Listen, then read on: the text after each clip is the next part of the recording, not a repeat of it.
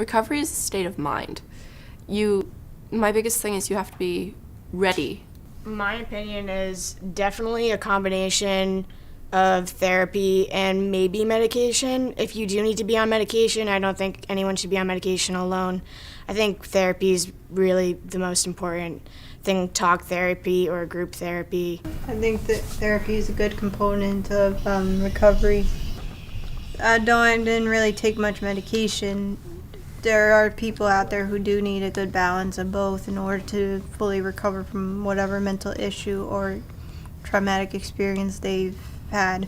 When I first went to therapy, it was really hard for me to open up to people because You have to want it. yeah, it was like I knew that I had to do it, but there was that part of me that was like, I can do it on my own. I just realized after a while that these people are trying to help me, and I got to be able to accept it. So once I thought that, yeah, it did become easy for me to share my feelings. For me, personally, structure is really important.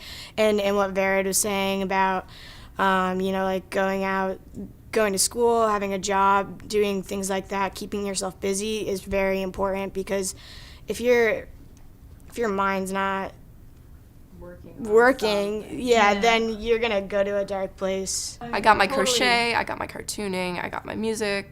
As long as I have something to do with my hands or something to look forward to, like getting up in the morning is hard, so on days when I have guitar club after school, it makes the day easier. I write poetry.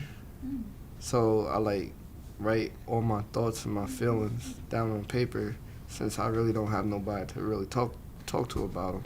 When I first was diagnosed, I was convinced in my head, oh, my parents don't understand, they don't want to understand, they don't care, and I decided they were unsupportive and all that.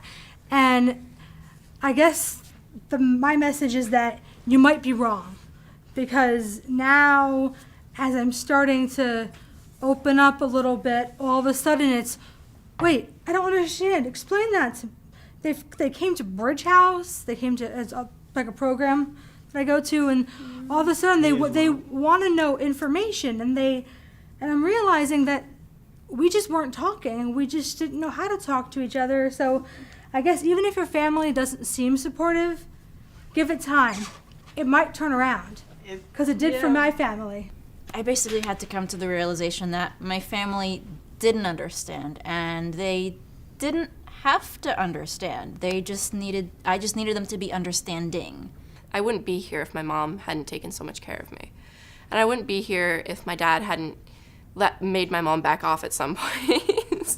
Having different people that you connect with about your mental health issues and about your hobbies, and just having a lot of people you can go to for different things, and having peers and having folks you can connect with.